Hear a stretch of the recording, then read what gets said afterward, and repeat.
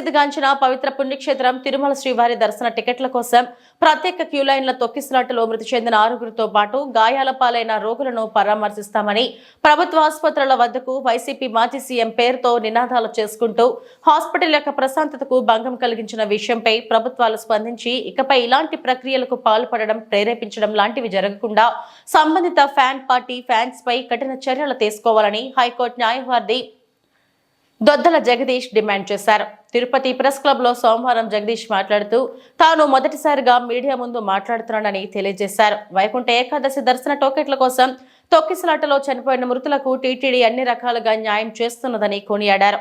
ఈ మీడియా సమావేశంలో బీజేపీ నాయకులు నరసింహ, లోకనాథం, కిరణ్, యోగి తదితరులు పాల్గొన్నారు.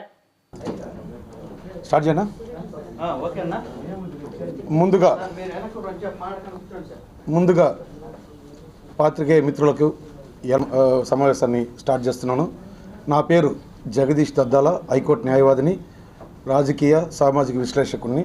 నాతో పాటు బీజేపీ నాయకులు ఎన్ నరసింహ యాదవ్ గారు, అదేవిధంగా న్యాయవాది లోకనాథ్ నాయుడు గారు, మిత్రులు కిరణ్ అండ్ యోగి గారు ఈ సమావేశంలో పాల్గొంటున్నారు.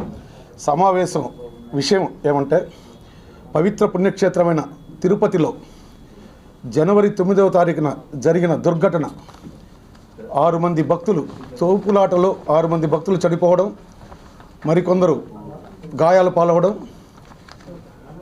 ఈ సంఘటన జరిగిన వెంటనే అధికారంలో ఉన్నటువంటి కూటమి ప్రభుత్వం వెంటనే స్పందించి ముందుగా మంత్రులు, ఆ తర్వాత డిప్యూటీ సీఎం గారు, మళ్ళీ ముఖ్యమంత్రి గారు కూడా తిరుపతి చేరుకోవడం, బాధితులకు బాసటగా నిలవడం, మృతుల కుటుంబాలకు భరోసానివ్వడం, వాళ్ళకి ఎక్స్గ్రేషియా నగదు రూపంలో వాళ్ళకి పరిహారం చెల్లిస్తామని చెప్పడంతో పాటు మృతుల కుటుంబాల్లో ఒకరికి ఒప్పంద ఉద్యోగం ఇస్తామని దేవస్థానంలో మాట ఇవ్వడం జరిగింది. వెంటనే ముఖ్యమంత్రి గారు కూడా న్యాయ విచారణకి ఆదేశించడం జరిగింది.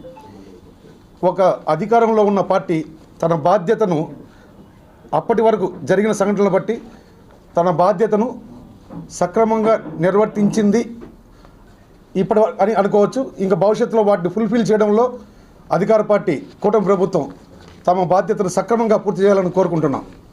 అయితే ప్రపంచ ప్రఖ్యాతిగాంచిన తిరుమల తిరుపతి దేవస్థానానికి ఉన్న ప్రాశస్త్యం, ఉన్నటువంటి ప్రాముఖ్యతను భంగం కలిగించే విధంగా రాజకీయ పార్టీలు తమ బాధ్యతను మరిచి ఈ సంఘటనను రాజకీయ లబ్ధి కోసం వాడుకోవాలని చూడడం కడు విచారకరం, దురదృష్టకరం. రాజకీయ పార్టీలు ప్రజాసేవే ఎజెండాగా, ప్రజలకు సేవ చేసుకోవడమే తమ అంతిమ లక్ష్యంగా మాటలు చెప్పడం, దానికి తగినట్టు మాత్రం ప్రవర్తనలో ఉంచడంలో మాత్రం వాళ్ళు వాళ్ళ మానవత్వాన్ని చాటుకోలేకపోతున్నారు. ఈ విషయంగా స్పందించి ఇది ప్రజలకు వాస్తవాలను తెలియపరచాలని తిరుపతి వాసిగా నేను ఈ పత్రికా సమావేశాన్ని మొదటిసారిగా నిర్వహించడం జరుగుతుంది. పాత్రికేయ మిత్రులు, మీరు ఇట్లాంటి విషయాల్లో రాజకీయ నాయకుల కంటే కూడా ముందుగా వాస్తవాలు తెలుసుకోగలిగిన పాత్రికేయ మిత్రులు, పెద్దలు ఇలాంటి వాటిల్లో రాజకీయాలకు అతీతంగా వాస్తవాలను చేరవేస్తున్నారు. వాళ్ళకి నా అభినందనలు. ఈ క్రమంలో గతంలో అధికారంలో ఉండి ఇప్పుడు ప్రతిపక్షంలో ఉన్నటువంటి వైసీపీ పార్టీ నాయకులు గత 5 ఏళ్ల కాలంలో ఇలాంటి సంఘటనలు ఎన్నో జరిగాయి.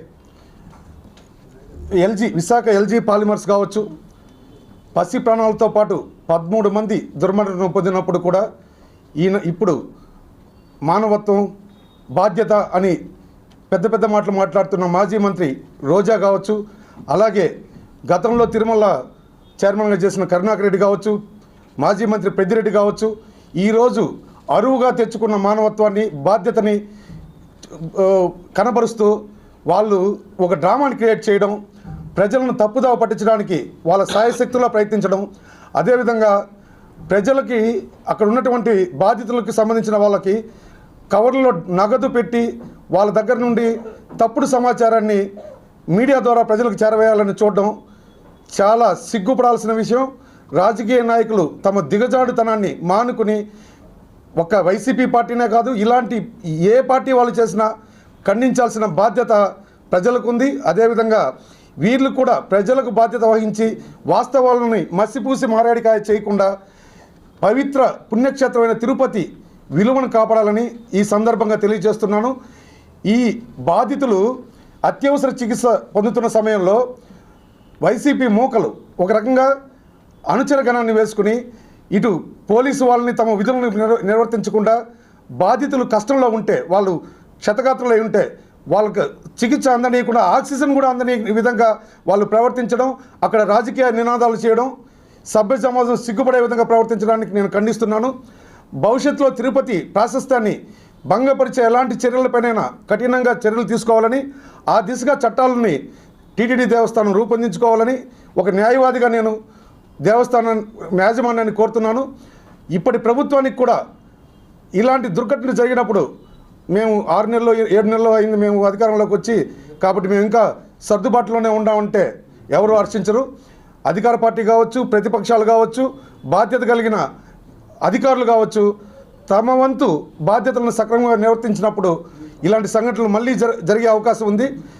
బాధితులపైన న్యాయ విచారణ జరిపించి నిష్పక్షపాతంగా వారిపై చర్యలు తీసుకోవాలని, అదేవిధంగా రాజకీయాలకు తిరుపతి వేదిక కాకూడదని చట్టాలు తీసుకురావాల్సిన అవసరాన్ని ఈ సంఘటన గుర్తు చేస్తుందని నేను ఈ సందర్భంగా పాత్రికేయ మిత్రులకు కోరుతున్నాను. నా ఈ సందేశాన్ని వార్త రూపంలో మలచి ప్రజలకు చేరవేసి, ఇది రాజకీయ వేదిక, నేను రాజకీయం కోసం ఈ సమావేశం నిర్వర్తించలేదు. కేవలం భక్తులు, భవిష్యత్తులో భక్తులు తిరుమలకు వచ్చినప్పుడు ఆ భక్తి భావంతోనే ఇంటికి వెళ్ళాలి తప్ప ఇక్కడ రాజకీయాలు ఉన్నాయి, ఈ రాజకీయ నాయకుల వల్ల మాకు ఇలాంటి కష్టం వచ్చింది, ఎవరో అధికారంలో ఉంటే ఇలా ఉంటుంది, మరొకరు అధికారంలో ఉంటే మరో విధంగా ఉంటుందని కాకుండా ఒక ఇండిపెండెంట్ బాడీ, ఇండిపెండెంట్ చట్టాలు ఈ తిరుపతి దేవస్థానం అమలుపరచాలని, అందరి భక్తుల విషయంలో మరింత జాగ్రత్తగా వివరించాలని కోరుకుంటున్నాను. పాత్రికేయ మిత్రులకి, అలాగే నాకు ఈ సమావేశానికి సహకరించిన నరసింహ యాదవ్ గారికి, రాజకీయ నాయకులు తిరుపతి దేవస్థానాన్ని రాజకీయ లబ్ధి కోసం ఉపయోగించకూడదు, భవిష్యత్తులో ఆ దిశగా చట్టాలు రూపొందించాలనే లక్ష్యంతోనే నేను ఈ పత్రికా సమావేశాన్ని నిర్వహించడం జరిగింది. నా ఈ ఆలోచనని